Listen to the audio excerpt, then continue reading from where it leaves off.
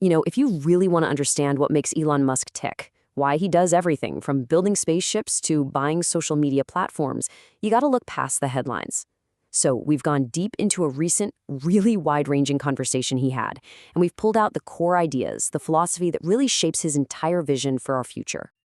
And it all starts right here. Seriously, not with some grand business plan, but with a question he's had since he was a kid. This one single existential question is basically the seed that everything else grew from. So what is the meaning of life? Well, for Musk, here's the twist. That's not even the right question to be asking. Okay, so this is the first key to unlocking his entire worldview. Before you can even begin to understand his companies, you have to get this core motivation. It's not about finding the answer. It's all about the search for the right question.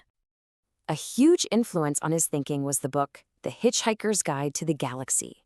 You might know the story. A giant supercomputer calculates the answer to life, the universe, and everything. And the answer is 42.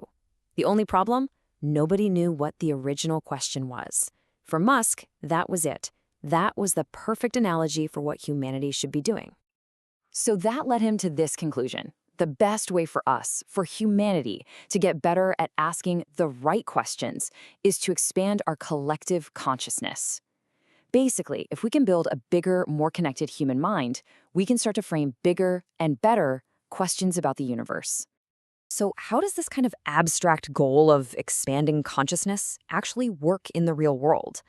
Well, this is where his philosophy translates directly into technology, and it's the real reason he's so focused on a platform like X. He uses this really powerful analogy to explain it. Think about a single cell, like a bacterium.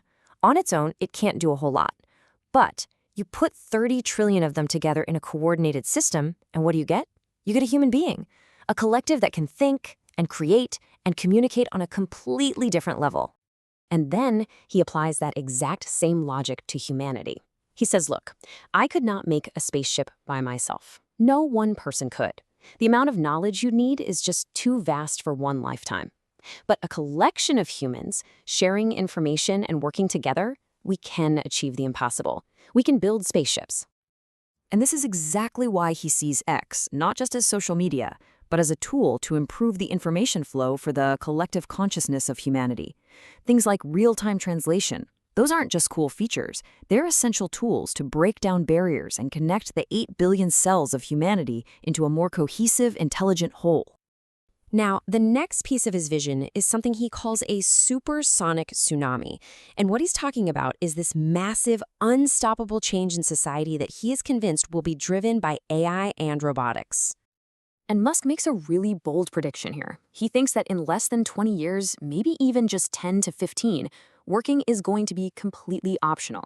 He believes AI and robotics will become so incredibly productive that society will shift to a model of universal high income.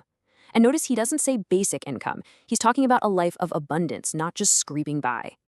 He pictures this future of near total abundance. A world where AI and robotics can create any product or service you can possibly think of. The whole idea of scarcity, which has defined pretty much all of human history, could just become a thing of the past. So, what does this do to the economy? This is where it gets fascinating. He argues that inflation happens when there's more money than stuff to buy. But what happens in a world where AI causes a massive explosion in the amount of stuff to buy? Well, you get the opposite. Massive, sustained deflation. And if you take that idea all the way to its logical conclusion, Musk believes money itself could just become obsolete. I mean, if you don't need labor to create things, then the main purpose of money, which is basically an information system for how we use labor, it just kind of vanishes. In a future like that, he says the only real currency is based on physics. It's energy. Okay, so we've talked about the practical. Now let's get into the deeply philosophical. This next part is all about Musk's thoughts on the very nature of reality itself. When someone asked him straight up, what's the probability that we're living in a simulation, he said it's pretty high. So, yeah, he thinks it's more likely than not. But why? Why does he think that?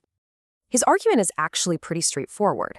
First, just look at how far video games have come. In just a few decades, we went from Pong, like 2 rectangles and a dot, to these insanely photorealistic, immersive worlds. He argues that if that trend continues, it's inevitable we'll create simulations that are totally indistinguishable from our reality.